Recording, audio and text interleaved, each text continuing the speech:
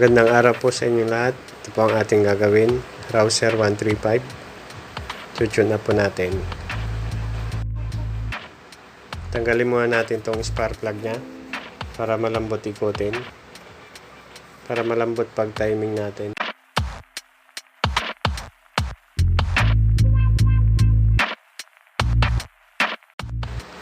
Maganda pa naman sunog ng spark plug.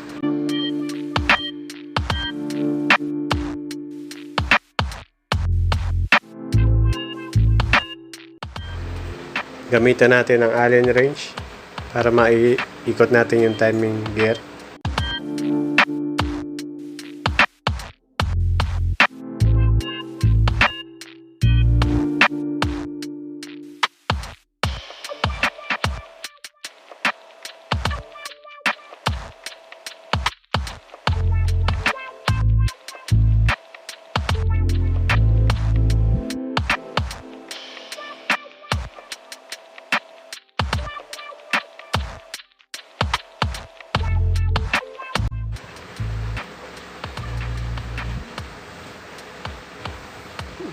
Palubugin muna natin itong exhaust.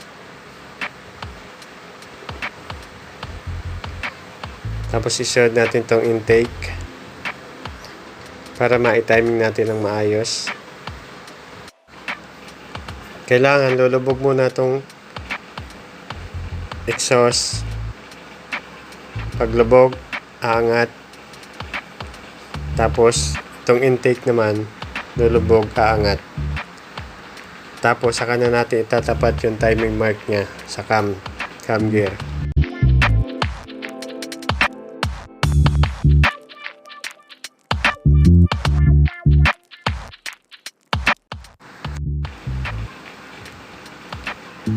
Ito nga pala yung guhit. Kailangan nakataas yan. Tapos itong parang U, dyan banda nakatapat yan. Nasa up.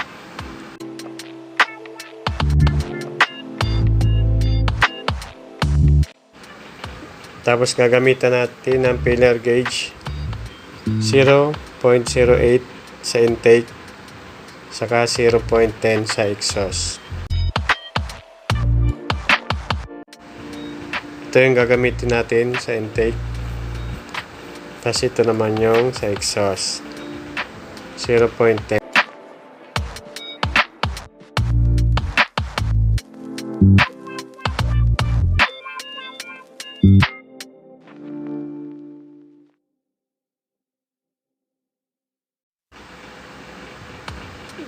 Kailangan smooth lang yung clearance nya. Yung hindi masyadong masikip o maluwag. Yung tamang-tama lang.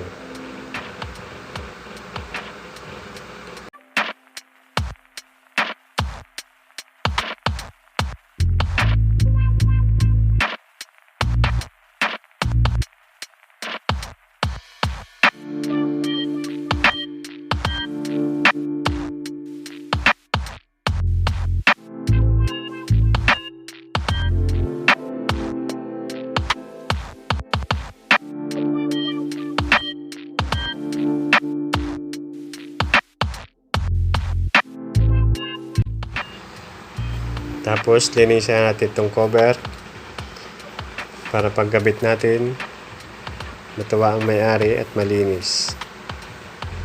Papalitan na rin natin to ng bagong o-ring nya.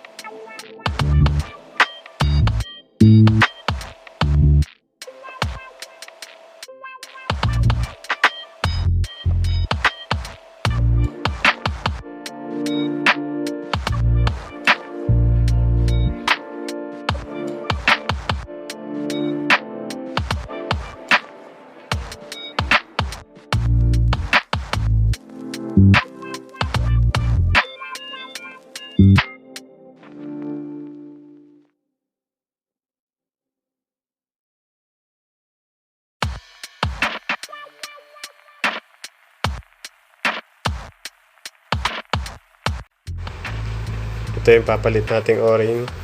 Original.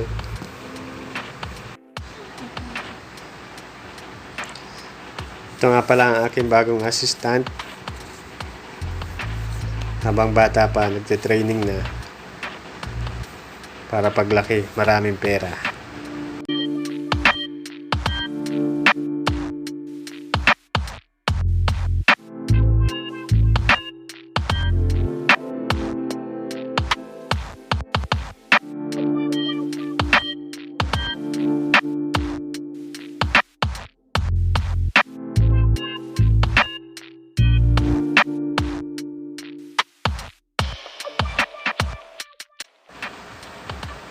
Tapos, linisin natin tong carburetor.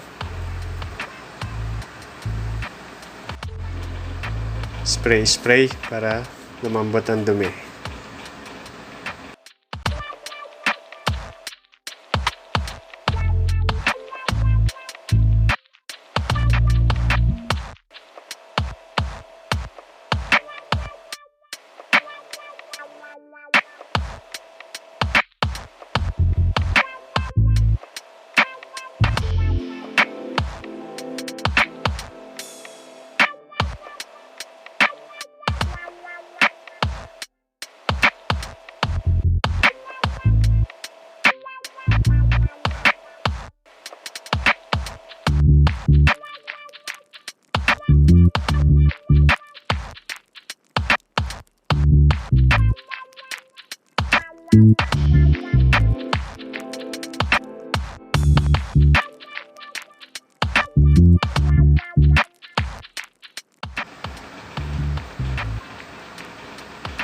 Tapos ibalik na ulit ang mga jettings.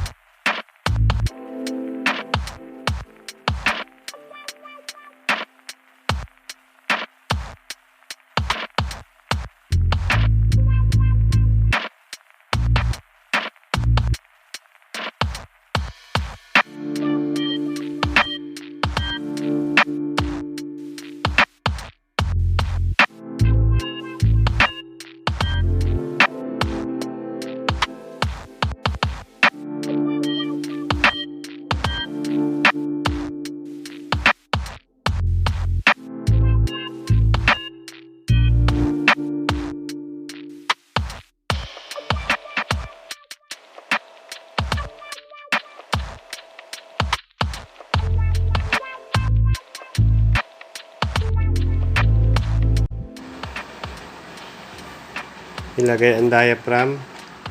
May guide nga pala yan sa pagkakabit.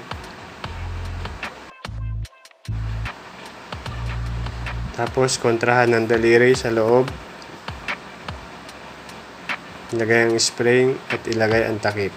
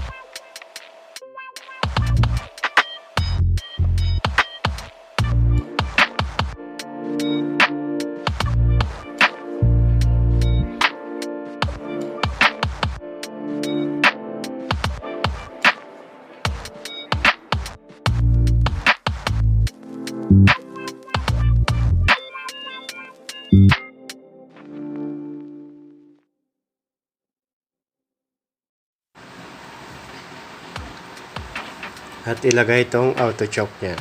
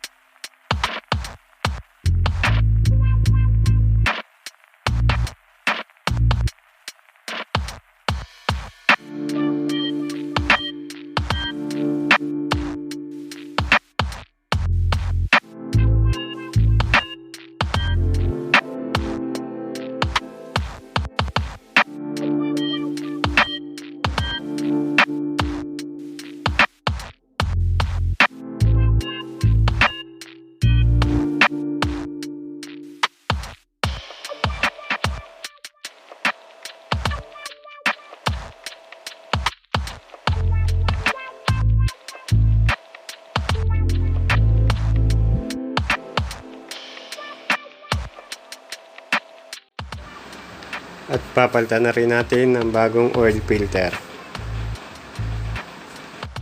Yung may butas na yon, sa loob banda yon, sa loob. Yung may spring sa labas.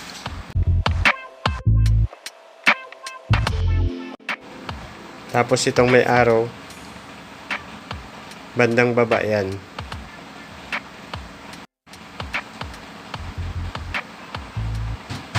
Kaganyan.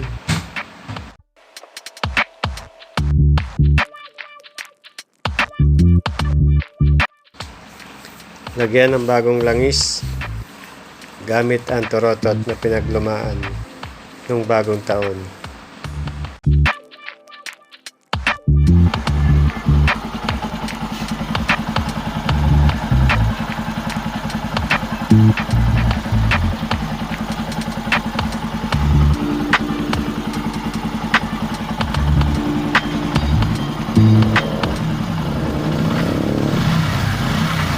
At ito buo na, pwede nang paandarin.